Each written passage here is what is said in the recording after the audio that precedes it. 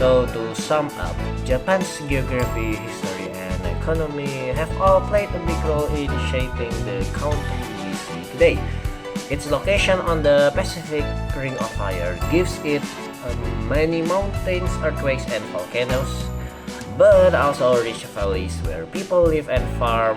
And over the years, Japan has transformed from an isolated country into a modern global power, especially in economics and diplomacy. Even though Japan still faces many challenges like natural disasters, energy issues, and security threats from nearby countries, it continues to adapt and protect its interests. And Japan is now working more on its defense while also promoting peace and cooperation in the region. In the end, Japan's story is one of resilience, innovation, and balance between tradition and change. So talking about Japanese posture, it cannot be separated from the historical context, where after the World War II, Zaibatsu as the backbone for Japanese war effort and become an obstacle for democratic economic was removed. And then in the 1960s until in the 1980s is the 3 decades of rapid development of Japan, that their GDP was growing 10.2%, 4.4%, and 4.6% average per year for each decade.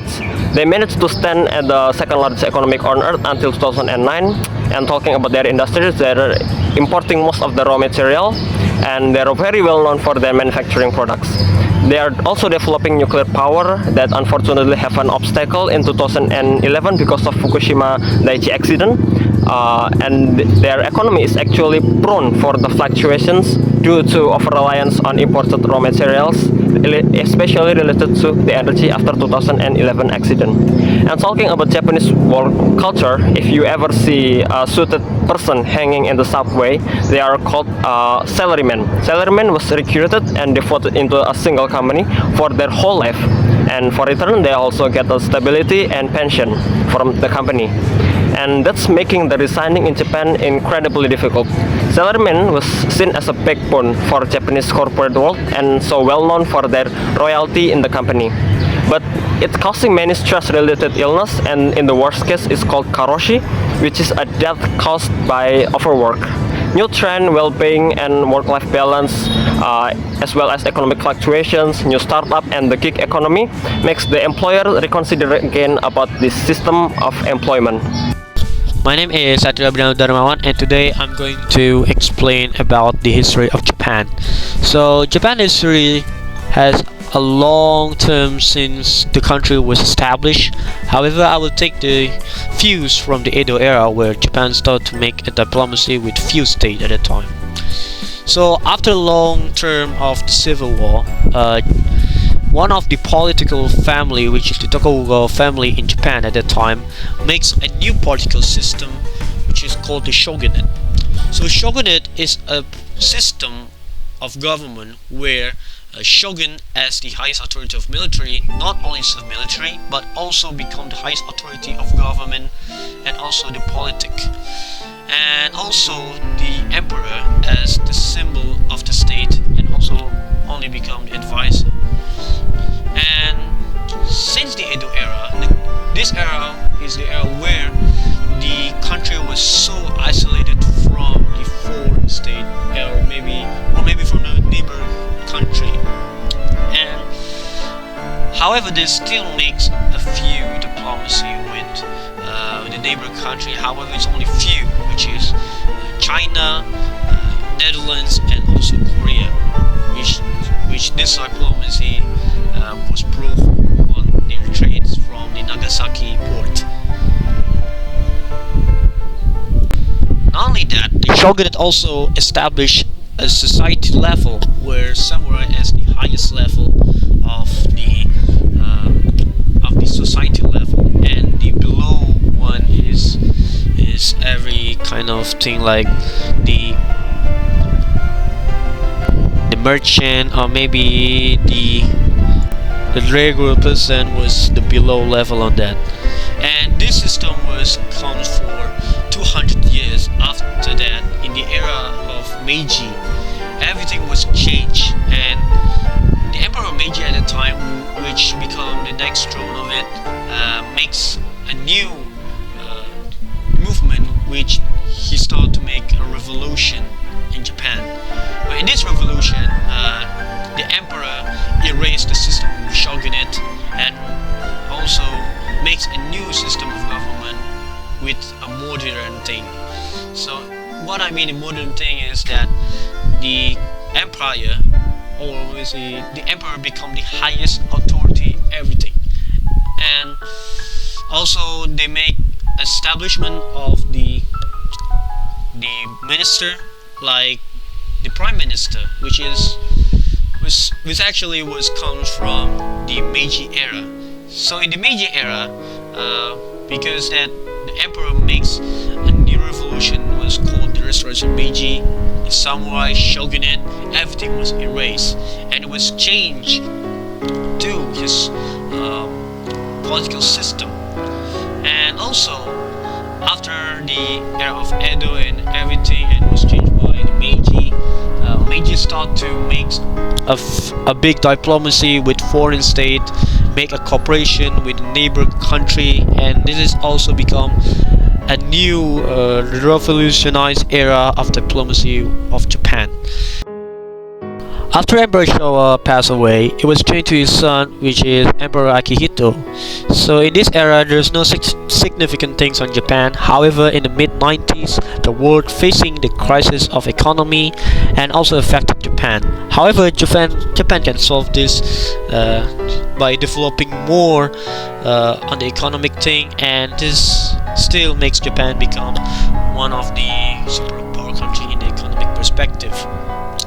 Until the resignation of the Emperor Akihito, the era was changed to the era of Emperor Naruhito, which at that time, in the era of Naruhito, they faced a lot of events that still currently until now happen, which is the pandemic COVID-19, which the pandemic was over. However, they still face another problem, which is the trade war between China and US, and also invasion of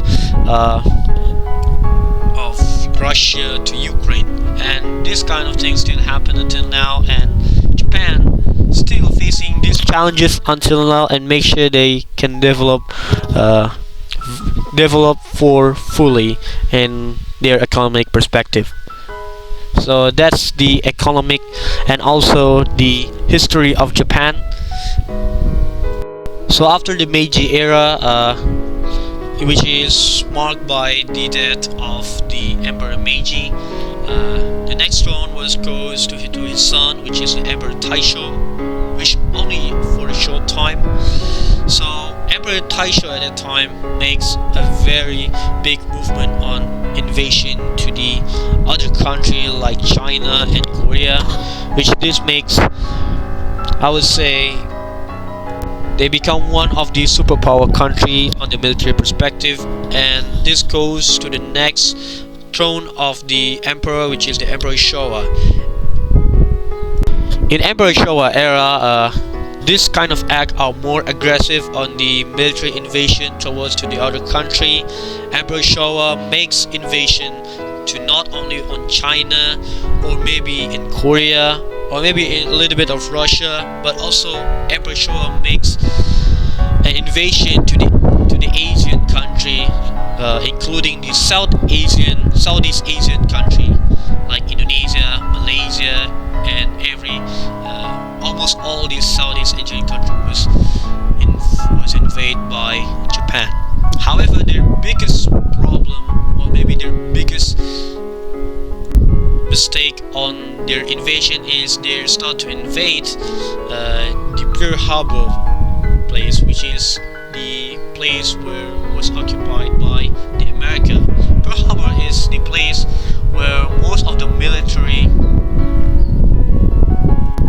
in Hawaii was put it there, and because of the attack of Japan to the Pearl Harbor, America was so angry and started to attack Japan by the atomic bomb in two places, which is in Nagasaki and Hiroshima. So, moving on to the what thing that famous in Japan. Okay, so I take in the cultural perspective. So Matsuri. Matsuri is like traditional festival. It's a festival celebrated with parade, traditional costumes, and spectacular fireworks displays. An example is the Gon Matsuri in Kyoto, which has been going on for more than 1,000 years. And the second is Dera Sado. Sado is tea ceremony, a tea ritual that emphasizes tranquility, aesthetics, and manners, considered an art and a way to maintain inner balance. And the third is a kimono. Kimono actually is a traditional clothes, traditional clothes for Japanese. Kimonos are known for their beautiful colors and designs and are a symbolic of Japanese cultural heritage. The design actually it's like a sakura and also Fuji mountain and etc. And the last is geisha. Geisha is women trained in traditional performing arts such as dance and music who are icons of Japanese elegance and culture. So actually in geisha, all of women use a kimono for performing, and usually this performance is conducted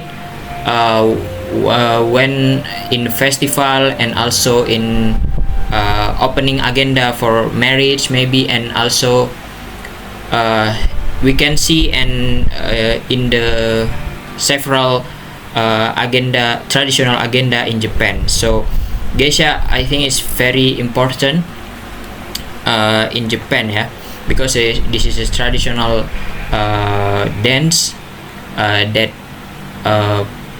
the performance is from woman.